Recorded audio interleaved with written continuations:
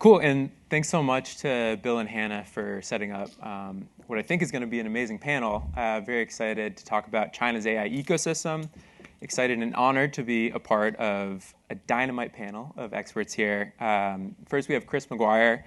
Chris McGuire is a former career State Department official who most recently served on the National Security Council staff and the Deputy Senior Director for Technology and National Security. In that role, he led the U.S. government's efforts on China technology policy, including export controls, investment screening, and other technology protection measures, as well as AI and semiconductor policy.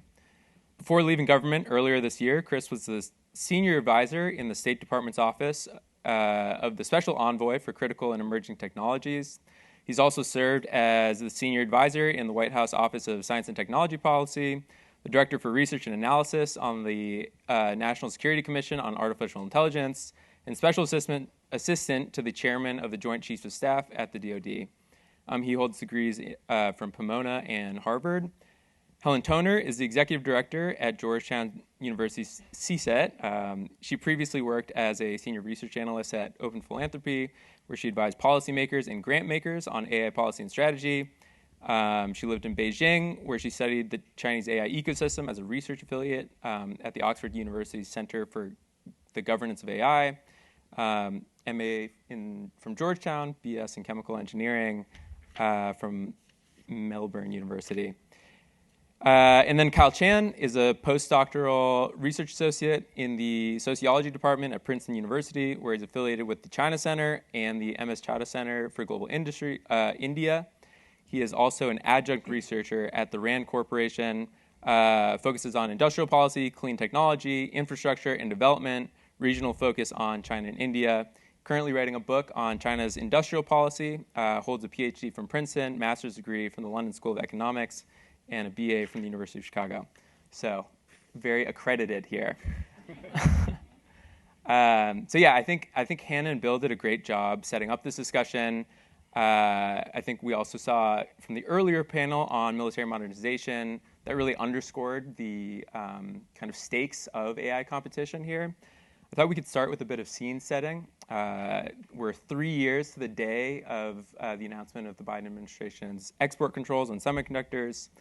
We're nearly 3 years from the launch of ChatGPT, 8 years since China's new generation AI development plan, and almost a year since DeepSeek's R1 model was launched. So lots of progress there, and it's hard to keep up with. So I thought we'd start with the big picture first.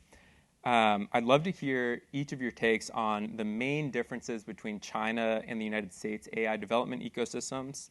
If you could explore some of the key advantages and disadvantages of each. And then finally, who's ahead and where are those trend lines leading? So maybe, Helen, we'll start with you, and we'll just go down the line. Sure. Yeah, lots to cover. So I'll do my best, and then Kyle and Chris can improve on it.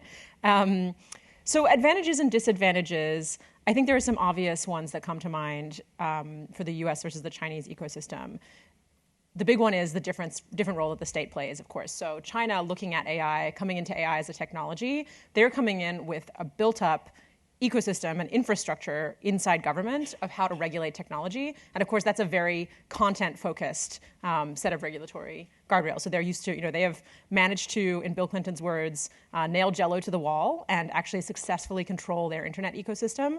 And that means that they have this enormous amount of state capacity that is ready and waiting when a technology like AI comes along, which means certainly that some of China's AI companies face that can act as a barrier in terms of how freely they're able to experiment, how carefully they need to look at what their AI systems will say, not just whether they will talk about Tiananmen Square, which is obviously the classic example, but also how do they answer questions about Xi Jinping or any other Chinese official? How do they describe what's happening in Ukraine? How do they describe what's happening in Taiwan?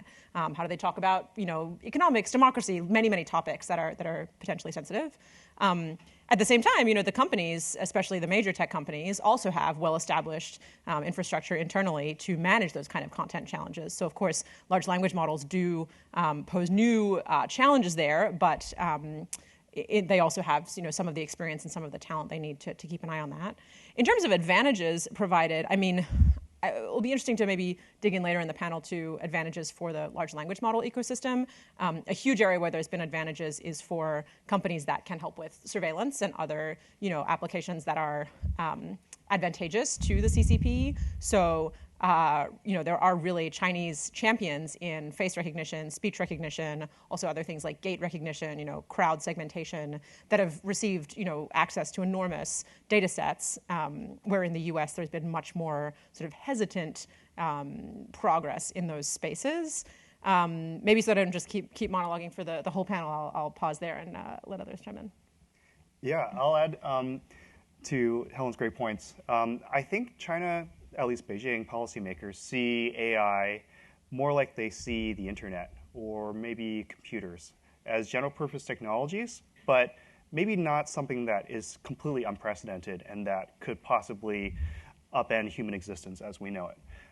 And so when you look at some of the policy documents, when you look at the AI plus action plans, when you look at the actual strategies, industrial policy, state support, up and down the tech stack, it looks very sort of like, to use a baseball analogy, like singles and doubles. I don't know if they're really going all out for AGI as we might think about it.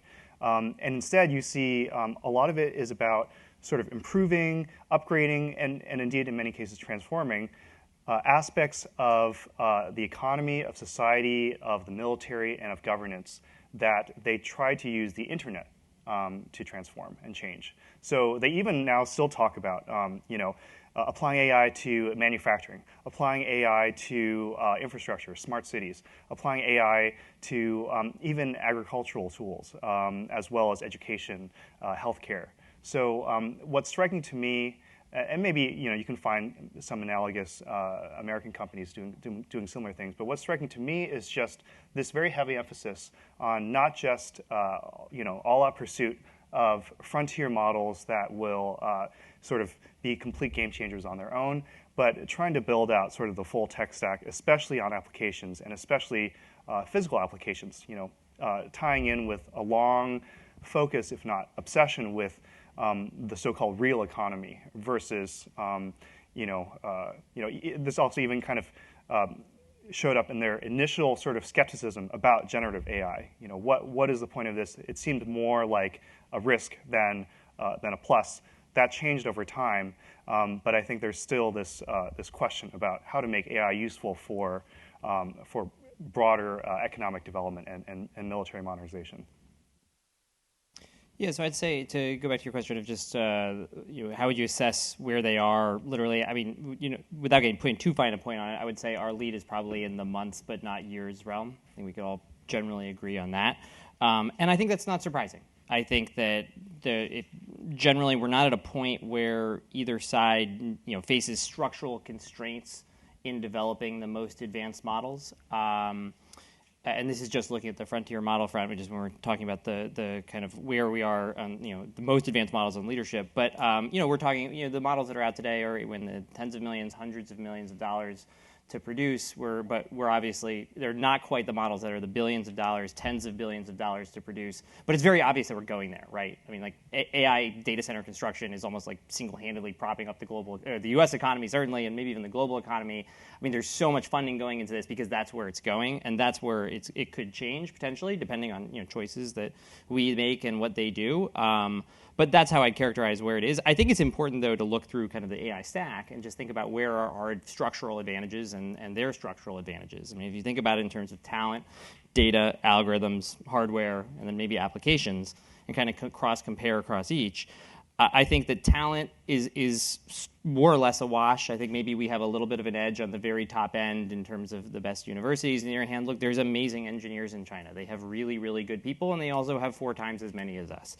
So it's just that has to factor in. On data, I think they probably do have an edge structurally. We have access to our data here, but they obviously have that, plus anything inside the Great Firewall. And then plus I think the Chinese ability to kind of aggregate data is potentially higher than us. On algorithms, I think I would say that's more or less across the wash. I think DeepSeek's algorithms are also very good. It's very clear that they have good people that are top flight engineers that would be hired at our best AI firms on applications. I think we said before, actually, if anything, the Chinese have an edge there because we talked in this panel and others about there's kind of societal pushes towards moving faster on that front. The biggest difference is hardware.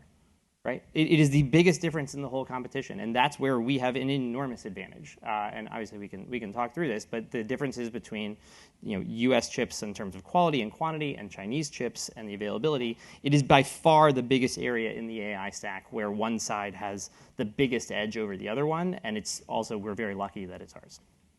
Yeah, thanks for that. So we'll save hardware for a little bit later, but I'd love to first dive deeper into the Chinese government's approach to promoting AI development. I think we've seen Beijing has deployed industrial policy very effectively in, EVs come to mind, high-speed rail comes to mind, renewable energy. We also see that heavy involvement from the state creates inefficiencies. And at the same time, AI is a very different technology, right? So Kyle, this question's for you. I'd love to hear kind of your thoughts on the main levers that China has as it relates to kind of China's AI industrial policy toolkit, and how do you judge the Chinese government's ability to propel AI development? Yeah, great questions. So yeah, I like this comparison to sort of the traditional industries where China has applied industrial policy up until now. So AI is different in so many ways. One is just the fact that it's changing so dramatically with such speed. You have these big paradigm shifts like the rise of reasoning models. And I think it can be tough for industrial policy that's oriented towards, say, large capex, projects, long time horizons, being able to pivot and shift. And we've already seen some of that actually kind of get jumbled up in the AI industrial policy. But overall, you can kind of see across the entire tech stack, AI tech stack, from chips, servers, data centers, to models, applications, robotics. I mentioned already some of the more direct physical applications. There's various forms of state support. These include compute vouchers especially for startups. So you have the large sort of Chinese hyperscalers like Alibaba or Tencent. They have their own sort of private cloud infrastructure, but all of the startups have a hard time getting access to compute. So some local governments will provide compute vouchers to help subsidize some of their startup costs. You have a large-scale effort to build out compute infrastructure, like, for example, this Eastern Data, Western Compute initiative that seeks to harness and build data centers out in the western provinces with a large amount of renewable resource capacity to then process data and send it back to areas in the eastern provinces where you have more of that demand. And this is getting a little bit jumbled up because with the rise of inference time compute, latency is a much more important factor than before. So they're already starting to try to pivot. There are problems along the way. So in Chinese industrial policy more broadly, there is tons of waste. There is fraud. There are efforts to game the system. There is redundancy in local governments trying to pile on the same projects. And I think we see that exactly also happening in AI. So the data centers, for example, where you have local governments who don't really know how to build data centers. They don't know what hardware to install. They don't know how to kind of make all these connections in a way that's optimized for the needs of AI developers. So they're kind of working to fulfill a policy objective while the developers are looking for something else on a technical level. And so you end up with sort of this mismatch in terms of data center capacity, compute capacity, between what is available and what is needed. So we see this time and again. There's also local government AI labs, like in Shanghai, Shenzhen, Zhejiang, Beijing. These help to coordinate, bring together resources from academia, industry, set standards, create benchmarks, also kind of experiment and share data and models in an open source fashion. And you also have a lot of sort of efforts targeting, as I mentioned before, sort of the robotics part of the supply chain, trying to either provide direct investment funding or to pool together, say, robotics data and create sort of open data sharing platforms. There are also data exchanges. In a way, a charitable view of this is that it's a sophisticated approach, a full stack approach to AI support.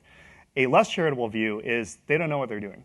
This is a kitchen sink approach. They don't know exactly what's going to make a difference, but it's safer to try and apply state support across the board and hope that somewhere along the way it does make a difference. And especially when it comes to export controls and the chip side, I think it's not just a nice to have, it's an existential issue for continued progress. Yeah. Can I jump in there with a comparison that I think is interesting? And Kyle, if you have thoughts on it, or Chris, I'd be interested to hear. Chris, you noted that the U.S. economy right now is maybe, you didn't put it this way, but I think the data is basically we would be in a recession if it weren't for data center construction. Like data center construction is basically driving the growth in GDP that we have right now, which is an insane statistic. Hashtag living in the future. So that's like an interest. So that means that the U.S. sort of economy is a little bit dependent, or is somewhat dependent on whether the investment in giant data centers has ROI, so whether that is actually worth it, whether the AI models continue to advance the way they have with scale. So that's sort of how AI fits into the kind of broader macroeconomic picture in the US. In China, my understanding of it is they, for a long time, have had this sort of kitchen sink approach to industrial policy of just doesn't matter how efficient it is, doesn't matter exactly what the returns are, just churn money into it, churn capital in, and what you'll get out is enough growth, enough sort of improvement in your industrial capacity that it's ultimately worth it. But as I understand it, the last 5 or 10 years, there's been an understanding of, well, that gravy train is starting to run out. We can't necessarily keep disregarding efficiency. I don't know. I just think it's interesting that there's these AI playing into the kind of macroeconomic situation of both countries in this interesting way. And I wonder if, I mean, on the U.S. side, I think we have a lot of conversations about, are we in a bubble? What does that mean for the stock market, et cetera, et cetera? I haven't heard as much kind of deliberation on the Chinese side. I don't know if you have thoughts. Yeah, I mean, one funny parallel between the two countries, which you're kind of pointing out here, is normally we're kind of used to like China going all out on infrastructure, and the U.S. maybe doesn't do that so much. We do other things, services. But this is one case where the U.S. and China are going all out on infrastructure. Just in the U.S. it's all private, and in China it's like a mix. And also in pursuit of hopeful future revenue, future business opportunities, future growth. Right? It's not yet certain today that this is all going to get paid back. So that's something that's sort of interesting as a parallel between the two countries. On the Chinese side, there are definitely growing fiscal constraints, especially on local governments, which are really the engine for a lot of this. So, I mean, there are some like high-profile, government guidance funds in China that are announced at the central government level. A lot of that's trying to crowd in private investment with mixed results. Local governments really are the engine. And they're constrained by declining fiscal revenues, a tightening sort of economy, and then also the fact that they are also pressured to support a whole bunch of other priority industrial policy industries like EVs and batteries, and so you get this sort of overcapacity problem compounding on itself across multiple industries. So the short answer is they're facing a crunch there, and I think that we might see some pressure from the local government side on some of these compute cluster buildouts. On the private company side, though, I think that's a different story. And I think actually they're riding this tailwind from the DeepSeek moment, where their stock market valuations have surged. There's a lot of investor interest in this space. There's also a policy push to try to drive funding credit away from the real estate sector to places like high-tech industries like AI. So they're sort of also benefiting from some of that pivot. But yeah, I think it's a high-risk approach in both countries. Yeah. Yeah, I'll just follow up on that. I mean, I think we've danced around a lot of these issues, but I think we could talk a little bit more specifically about kind of the key challenges. So you were already talking about this to some extent. Helen, maybe I'll start with you. I'd love to hear all of your perceptions about the chief challenges facing China's AI ecosystem and Beijing's ability to overcome these challenges. The basic question, simple question is, does Chinese innovation in an AI happen because of government investment or government involvement or despite it? And so you can add nuance. I mean, I would hope that your answer would have nuance there. And Chris, for your answer, I'd love if you could talk about the compute constraint piece there. So Helen, I'll start with you, go to Kyle, and then Chris. Yeah, great. I mean, I think certainly in terms of challenges they face, I'll leave Chris to get into the details, but I do think that, as he already identified, compute is the big one. And I think sometimes our discussions of this focus on kind of what's the specification of a given chip, like Huawei announces some specs and you compare them to NVIDIA and so on. But if you actually look at what are they able to produce, are they able to produce at scale, it's a huge discrepancy. So I think that cannot be overstated. And certainly if you look at the way that Chinese AI companies talk amongst themselves, or the way, DeepSeek CEO is famously on record saying that chip constraints are a much larger issue for them than, for example, funding. So I think that is clearly sort of number one. To the question about whether the Chinese government kind of helps or hinders, I definitely think it's some of both. One thing that I think is pretty interesting to compare is this is something that I have kind of changed my mind on or been interested to watch over the last year or two, the regulatory clarity that China has provided for their industry. So the regulatory approach they've taken is not one we would want in the US, right? It's very focused on positive energy and alignment with the state and not promoting any kind of organizing or things like that. Coming back to this content control issue. But I think 2 years ago, they were ready to go when the ChatGPT moment happened. They had already released a first set of regulations on what they call deep synthesis content, which was kind of more aimed at sort of synthetic video and images and things. And they were able to follow it up quickly with regulations on generative AI that were aimed more at kind of chatbot type approaches. And the way I heard this described by one China analyst that I thought was really smart was basically the Chinese government was able to install brakes, which now lets them go faster, or now lets them sort of let their industry rip a little bit, because they know they've put in place these rules around, okay, well, what kind of training data can you use, or what kind of content do you have, is acceptable? Who do you have to report your model to? You have to register. Sometimes it's a model, sometimes it's a product. That's all in place, which actually lets the government, for now, take a little bit of a step back and say, go on, industry, do your thing. At a time when U.S. industry, I think, is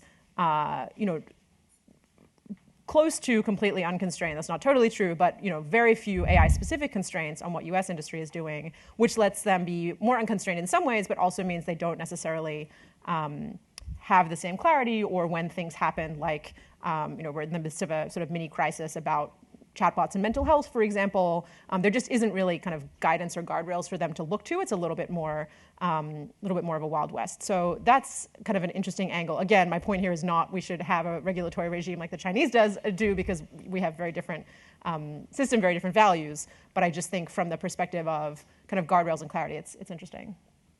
Yeah, to build on that, one area I think about a lot is the trade-offs in the different policy priorities and what it means to be winning in AI or advancing in AI. And one example, in fact, probably the central example, is the trade-off between near-term model performance, progress in releasing yet a new frontier model that is almost on par with U.S. top models, versus building out the compute infrastructure and building out the chips and the software ecosystem that enables those chips. In other words, the government has been trying to gradually push Chinese tech companies, Chinese AI developers to adopt Chinese hardware, and they've been resistant.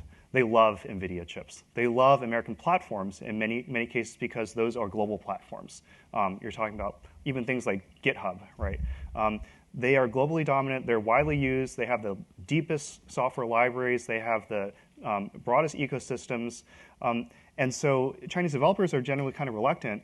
And so the government is trying to do this sort of like balancing act where, and sometimes they're not always the ones deciding. Maybe they're being lobbied or pushed by the tech sector themselves. But they're trying to figure out how hard to push over to a Chinese hardware stack versus allowing for current Chinese AI developers to just go sort of full speed ahead with what they have, knowing that they're going to run into problems in the future. And actually, you see this in other industries too. You see this with Chinese electric vehicles, which use for a lot of their smart driving systems. A lot of them use NVIDIA chips as well, actually. So, but they're trying to move them off of those chips into Chinese developed chips. So this trade-off is one area where, on the one hand, you could say that this is hurting the Chinese AI progress because it kind of pushes them to make this sort of near-term sacrifice.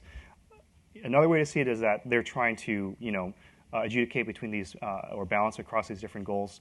But also, I subscribe to the theory of they also don't really know what ultimately is the right approach. So they're kind of guessing and adjusting.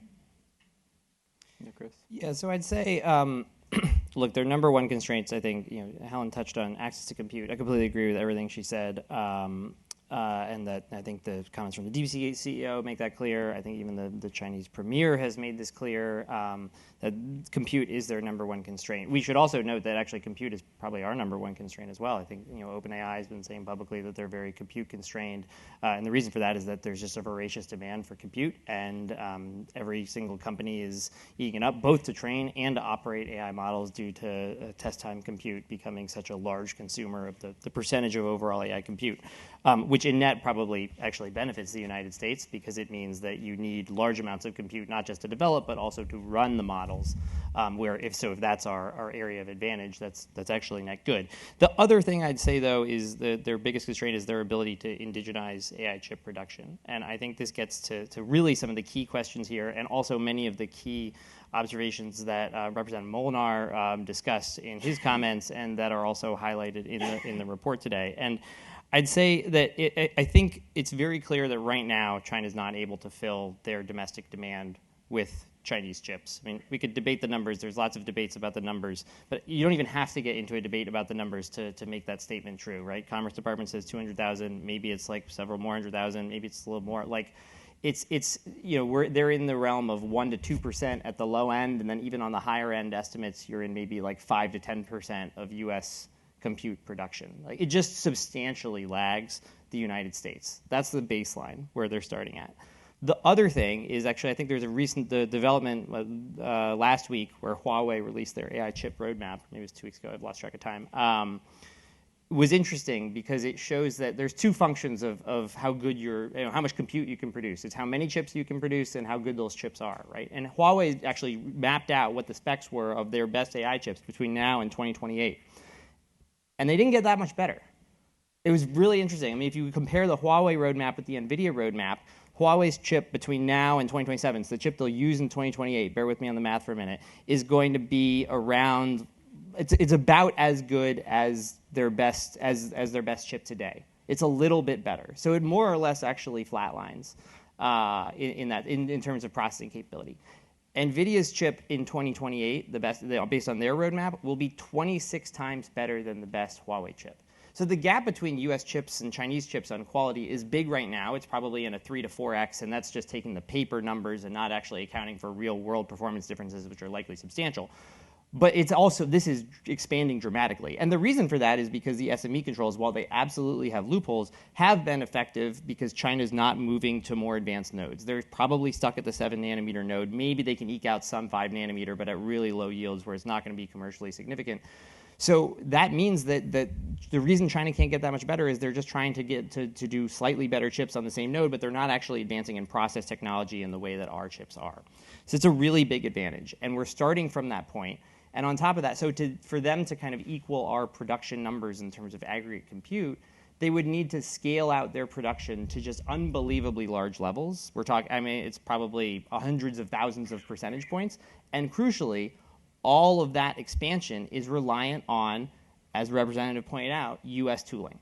So there's reliance on the U.S. all the way down the chip stack. And this is a problem for them, and it's something where I think they can move around it some. Especially there's ways for them to get access to compute now, access to U.S. chips now, remotely, physically, but fundamentally, completely indigenizing the entire supply chain semiconductors, semiconductor production, AI chips is probably not in the realm of possibility, I think, for China for the next 10 to 15 years. And that does afford the United States some substantial advantages and things, policy levers that could be pulled. Yeah, I'd love to follow up on that point specifically. With you, Chris, I think we've seen a lot of debate in this space. Some folks say we need more chip controls, constrain compute in China. Other folks say, well, we should be careful because we're worried about kind of promoting domestic innovation in their chip ecosystem. I think there's also a question of objectives. Initially, the articulated objectives from the Biden administration were, well, we're trying to hamstring China's military modernization, its incorporation of AI in the PLA. Where do you stand? I think you've answered some of that question already. I'd love for you to respond to the kind of promoting domestic innovation point, a little bit expand upon that. And how do we measure success? I think that gets at the objectives question. And I think there's a diversity of thought even on this panel, so I'm excited I'll turn to you, Kyle, next. But Chris, we'll start with you. Yeah, so I think that the goal, obviously there's a lot of narratives around this, but you'll note in September 2022, Jake, before the controls came out, National Security Advisor Sullivan gave a speech that said that in the most important technologies such as AI, the U.S. goal should be to maintain as large of a lead as possible. That I think is the goal here, that we want to have as large of a lead as possible over China in AI. I think that's something that most people can get behind. The question is, how do you do that? In terms of how you measure success, I mean, if you look at just what the controls are trying to do in terms of compute, I think they have been successful. That actually you see, and this is interesting because actually the compute percentage is something that Representative Molinar cited as 10% of compute should be the goal, right? So okay, maybe that's something that we do have some bipartisan agreement also that should be a metric. There's a RAND study that said that since the controls went into place, U.S. compute went from 51% of global compute to 74%. China's went from 33% to 14%. So that's a huge swing that almost all pulled away from China to the United States, 15 points in each direction, 30 points total. That's really big. I would think that it's very likely that a lot of that is due to the controls and due to the fact that China might be building all these data centers, but they're not putting U.S. chips in them, or if they are, they're putting smaller numbers of smuggled chips, and if there are only so many Chinese chips they can put in them. So I think that's where I would frame as the goal and kind of how you'd measure success. I mean, to your question though of just the domestic investment, I mean, look, obviously yes, there's this protect point, but all of this. The requirement to continue to move faster domestically is absolutely the case, right? Like that is 100% true, and we need to. I do think that we need to facilitate the infrastructure build out in the United States to the greatest extent we can. Kind of support the companies, make sure that U.S. companies are the global champions, make sure that the full U.S. AI stack is actually what's adopted globally. We can talk about what that means, full AI stack, but. I absolutely think that's an important priority. I think we are seeing the build-out happening now. It's very extreme, to Helen's point, which I'm encouraged by. But there's always more to do, and I agree that the government should absolutely prioritize that too. Yeah, Kyle, why don't you? Yeah. So on the semiconductor tools, I have no disagreement there. But on the chips, I would make an argument. Maybe this is too fine a line to draw, but I would make an argument that we do still want to provide some low-level AI chips to keep China on the NVIDIA CUDA ecosystem. And what's happening right now, until recently, was that a lot of Chinese AI developers really didn't want to use Huawei chips for a bunch of reasons.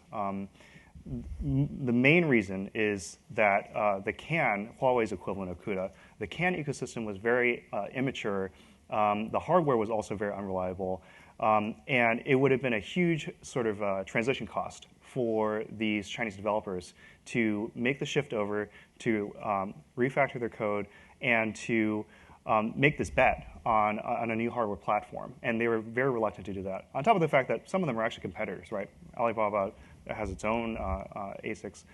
So, but if we're not careful, we could end up doing sort of the work of Beijing for it, which is to really finally push Chinese AI developers to make that hard transition to a all Chinese hardware ecosystem.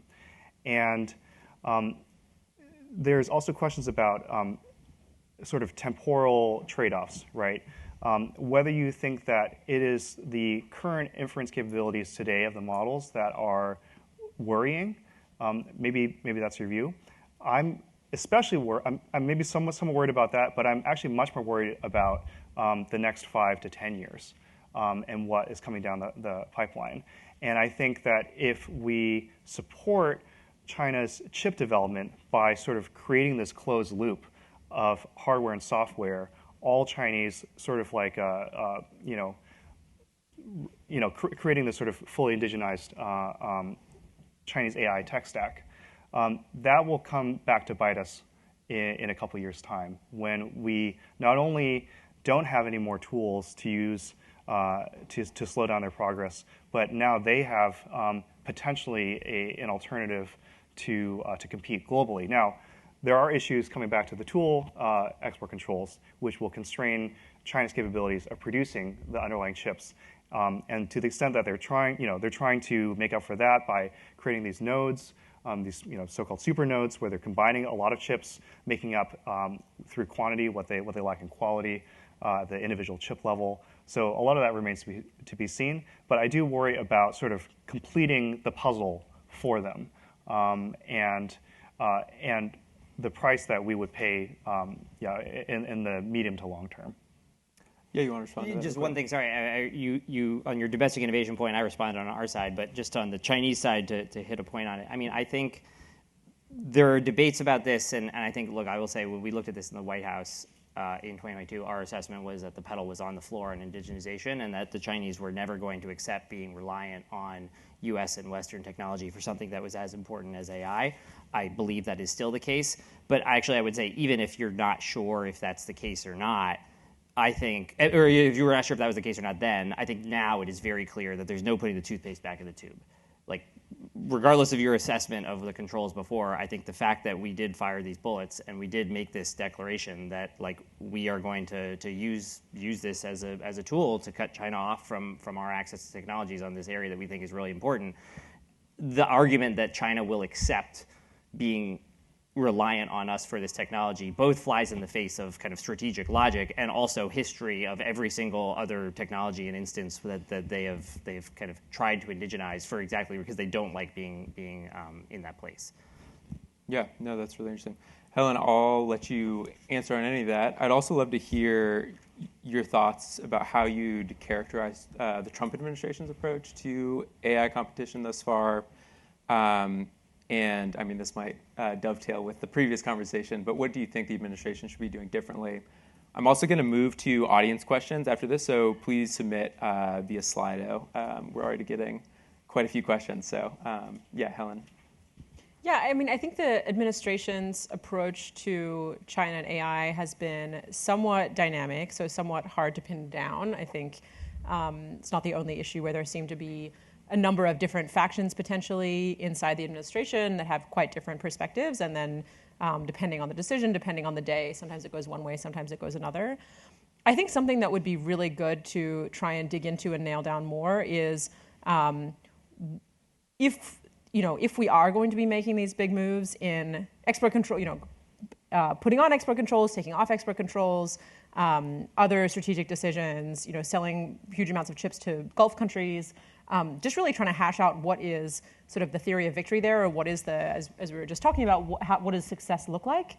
Because I think, for example, David Sachs, the AI and crypto czar in the White House, has expressed, for example, that the sort of China policy that he is pushing for of taking off many of those controls, allowing U.S. companies to sell, is based on an idea that it's important for us to sell the U.S. tech stack. It's important. He's explicitly said that winning means having more market share in the chips and in sort of or across the full stack. And I think that is just a philosophically different and fundamentally different view than what I understand to have been driving some of the Biden White House decisions, which was more about what are they going to be able to do with the chips. And it doesn't matter if we're earning revenue from selling them chips, if that enables military modernization, enables them to create advanced AI, AGI, wherever the technology goes. It sort of doesn't matter. In the same way that we don't want Northrop Grumman to be earning revenue from China. We don't see that as a win because that means that China is gaining capabilities that we don't want them to have. So I would say that the suggestion that I would have would be to really try and pin down what are the strategic objectives here. Personally, I find the strategic objective of maximizing market share of U.S. chip companies not especially satisfying in terms of how does that actually promote U.S. competitiveness long term. But I think there could be an argument there, and it would be great to have that kind of hashed out a little more thoroughly. Yeah, no, that's super interesting. Okay, so I'm going to move to audience Q&A. We have a question about AI adoption. So I think a lot's been made about kind of the AI Plus initiative. There's this question about diffusion between the United States and China.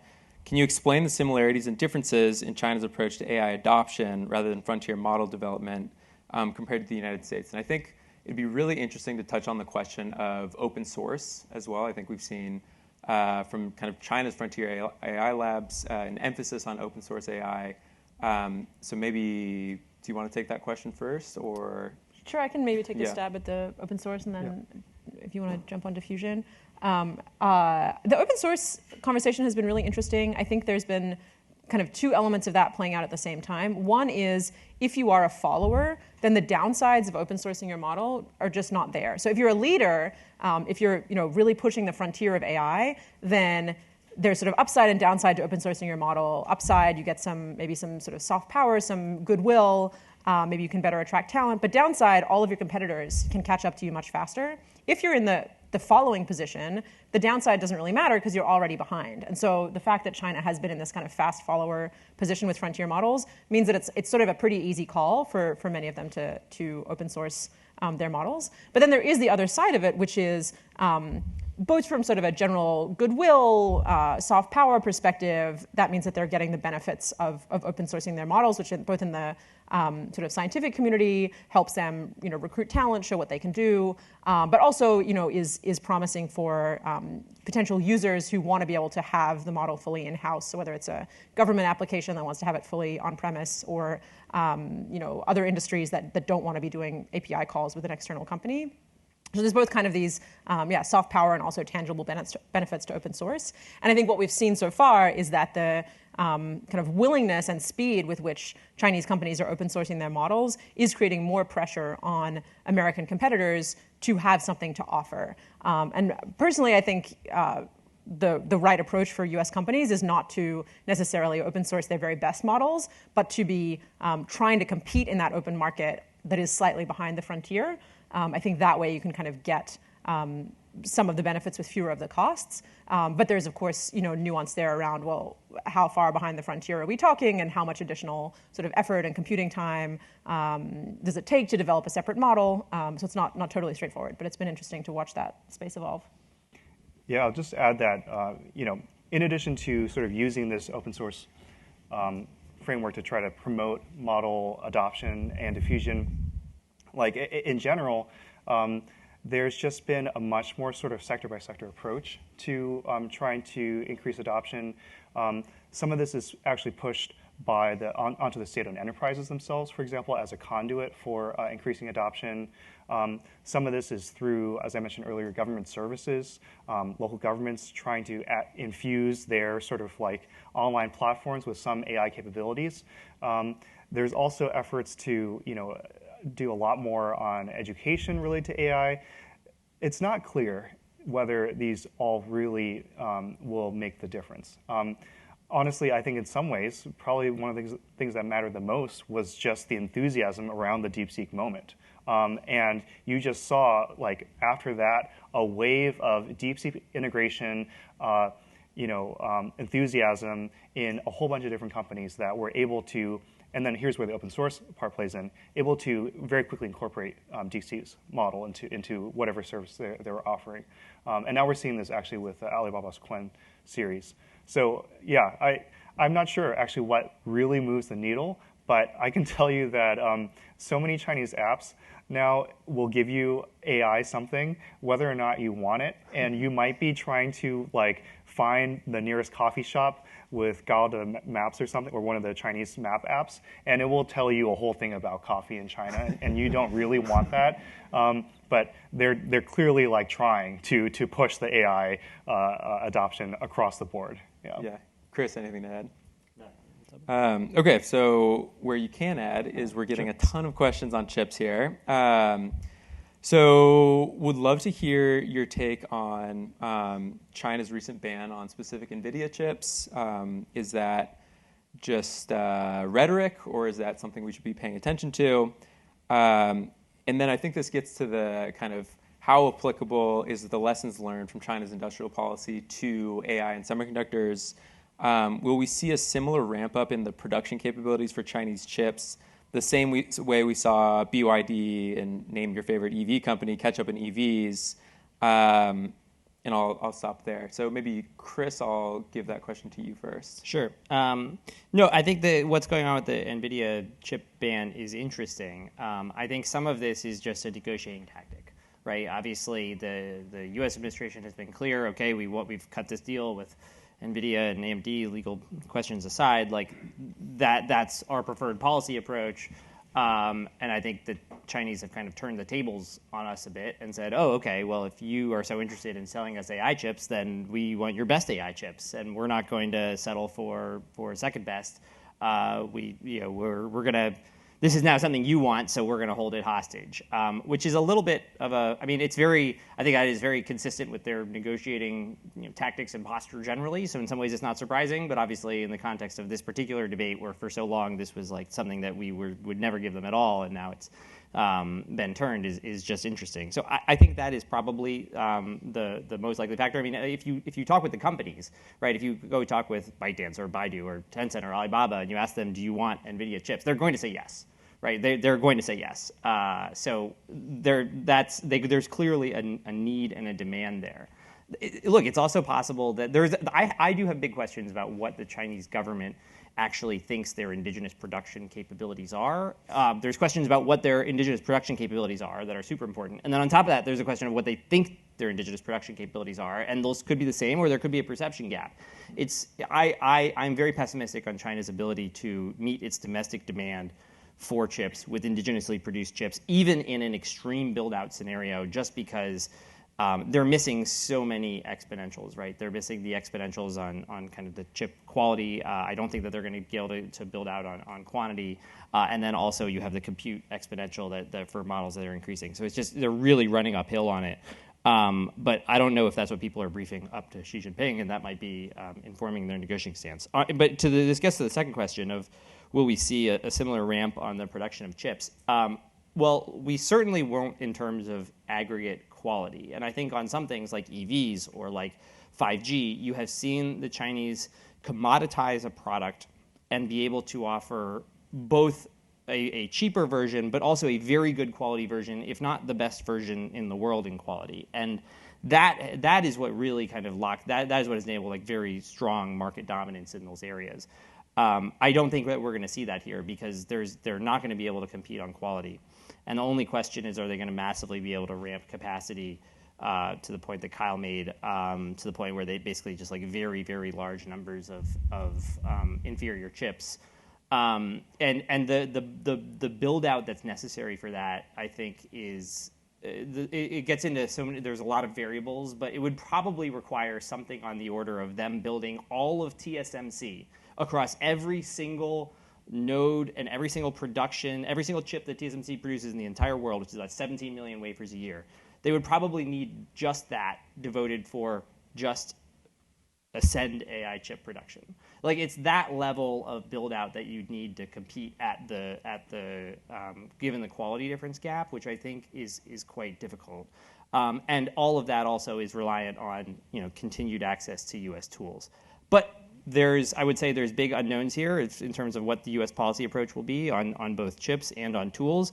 And I would also say if our goal is to maintain as large of a lead as possible, I think that on the tools front especially, we should probably not be assuming any risk. And I think that the approach outlined by Representative Molinar is a good one because you don't, even if you believe that, okay, we're still going to have big structural advantages on production, taking the risk that they could actually build out by continuing to allow U.S. companies to sell 40% of their tools to China, if you actually think AI is one of the most important technologies in the world, seems not worth the risk. Yeah, that's really interesting. Kyle, anything to add there? I'll just add briefly that I really like that way of thinking about it, the comparison with the EVs and 5G, for example. Like for EVs, I would say like the Chinese quality of the Chinese EV as products is now, indexing, let's say 100 is what Ford or GM is able to do for EVs. Like you get like 120 for the Chinese side at like a 20 of the cost or 30 of the cost, right? So that like versus for the chips, I don't think we're going to see this gap grow in terms of at the chip level on the hardware specs. We're going to see this gap grow. I think what China is aiming for, and which I think is kind of a base case for my expectation, is they will try to produce good enough chips at good enough quantities to keep the AI industry going. They can still claim progress on AI development and still, have AI diffusion, but being able to have the kind of build out that you see in the U.S. it's already sort of like not even a close race, and I think it will become even greater. So you might see something like, but one thing though I would add is that the cost will matter. So this is one sort of like classic thing I see in many other industries where on the quality side, again, if the U.S. is like 100 indexing, like quality side, China might be a half or a third or a tenth. But then their pricing might be like a tenth or even lower. So that's something where, again, for the Chinese market and then for especially global South markets, maybe there's something there. Yeah. I think a really important underlying question that is hard to dig into because there's so much disagreement in the AI space is to what extent are there going to be keep being returns from scaling up your access to compute and the models will keep getting better and better versus to what extent are things plateauing and there's an opportunity to commoditize. And I don't even mean, we can sort of set aside the kind of AGI, superintelligence, like exponential, you can set that aside. You can even just think like, is there going to keep being some kind of steady increase from the kind of build outs that the US companies are doing? And does that have some kind of meaningful, either financial or strategic return to it? Certainly the big US companies are betting yes. They're literally betting their entire companies that yes, there's going to keep being that return to continuing to invest at large scale. And the worlds where China succeeds are worlds where actually no, it's actually hard to get too much better in this paradigm. It's all going to sort of plateau. And so if China can a year after the US or 6 months or 2 years or whatever it is, if they can come in with as you said, a good enough version at a lower price point or a good enough version that's fully indigenous, then they succeed. And we don't actually know which way the technology is going to go. And I think sometimes some of these sort of fierce debates with people talking past each other are from people who assume that obviously it's going to keep going up or obviously it's going to plateau, when in fact that gets to a very sort of deep and thorny set of issues around what is going on sort of at the frontier of AI in general. Yeah, that's super interesting. So we have time for one more, and I think this is a good question to end on. So in DC, I think everyone is an expert on China tech all of a sudden. I'd love to just go down the row and hear what is the biggest misconception you think you hear in the DC policy space about kind of the state of US-China AI competition. So you can take that any direction you like, not to put you on the spot, but Helen, you can take it away. Sure, I think the one that's coming to mind, based on the conversation so far, is this idea that DeepSeek has caught us. I think sometimes people when they think about tech competition, they imagine sort of cars on a racetrack, or runners on a racetrack, where if the front runner, if someone is catching up, then they're going to just keep going at that new pace, and they're going to, surpass the person who was previously in the lead. But I really don't think that's a good kind of mental model of what is going on with AI. Certainly DeepSeek in January, or actually in December and January, was able to put out a couple of models that were very hot on the heels of comparable US models. That is absolutely true. So, we're looking at something like a 3-month gap. But since then, sort of that was the first iteration of a new paradigm, this reasoning paradigm. The US companies have, scaled up that approach, and DeepSeek has struggled to sort of scale. Even the one that they put out is sort of not, depending on which metrics you want to prioritize, it's not clear that it was quite as good, so then maybe the gap is further. So I think, don't get me wrong, clearly China is really up there with the US at the AI frontier, but I think sometimes there's a sense that I see of, well, obviously they've caught us, or obviously they're now leading because DeepSeek, and I just don't think that is borne out by the evidence. Yeah. Kyle? Yeah, maybe one area to emphasize that I think is not talked about enough is the talent aspect. And I think I mentioned before this kitchen sink approach to the AI tech stack. I don't know exactly what will really move the needle at the end of the day, but I do think one area that has been successful in China is their emphasis on investing in human capital, on the universities, on state labs, on building sort of the scientific foundations for a lot of this. And so people following Chinese AI before DeepSeek saw that NeurIPS or the other major AI conferences would be full of Chinese researchers, Chinese institutions, Chinese companies represented there.